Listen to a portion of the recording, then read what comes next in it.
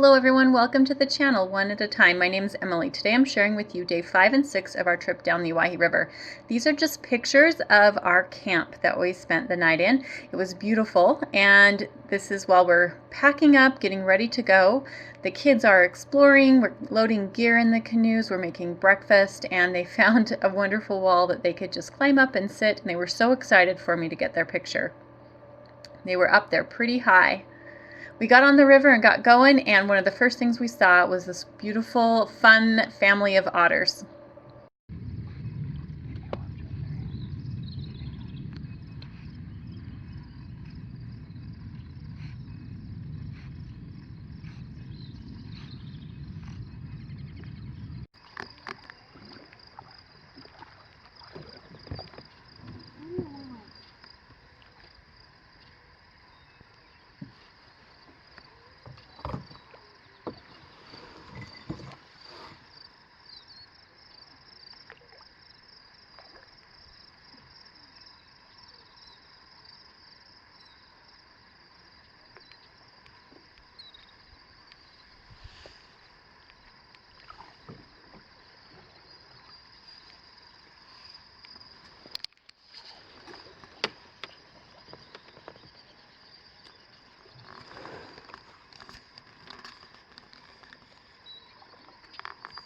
It was a beautiful day, and the water was reflective, and there was just a lot to see. We've really enjoyed this trip with our family and all that we were able to see. It's getting more beautiful as we go along, with the rocks just coming straight out of the water as we go. It is gorgeous, and it's quiet, and it echoes some too.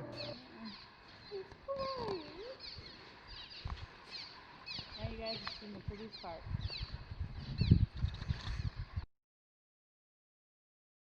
These are really pretty pictures of the reflection that we got in the water of the canyon walls. And then it's time for the portage.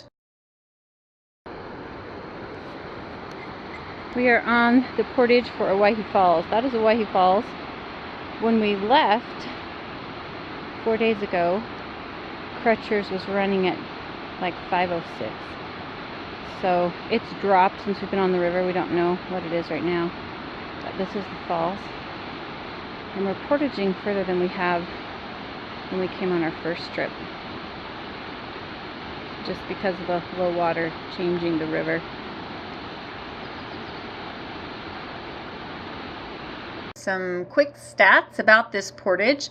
It is Owyhee Falls, and it was 1.5 miles each way, and it took us 5 hours. We had quite the effort put forth from everyone, and my kids performed really well. I was pleased, but we did rest when we could along the way because it was a lot of work. I didn't take very many pictures, so this is the only one I have of where we were letting the canoes down into the river. And then my kids were right back to fishing, and they caught smallmouth bass and perch, and we ate them with our dinner at camp that night. We decided that we were not up to another portage of thread the needle, so we're going to save that for day 6. We did some swimming, and we rested. Other stats: we saw the Seven River otter, we saw monarch butterflies, huge crickets, lots of spiders, and we saw 2 rattlesnakes and heard a third. We gave them a wide berth, and it was kind of comical, and it is a fond memory my kids will have of their mother's reaction to the snakes.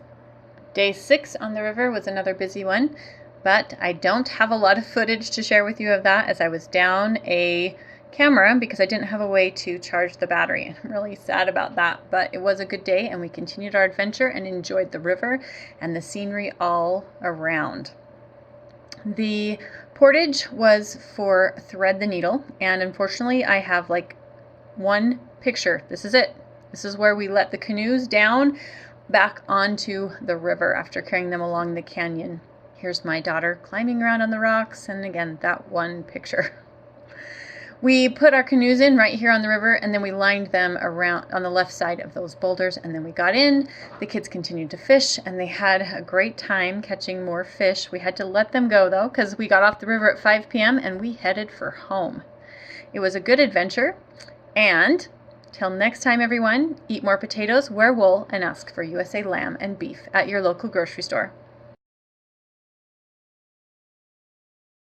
This is the pipeline road that we're using for the shuttle, and it is not how we set up before we started, but it is definitely saving us a lot of time. It's a nice gravel backcountry road.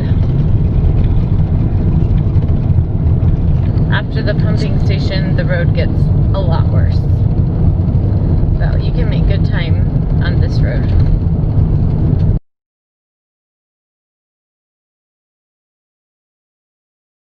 Go.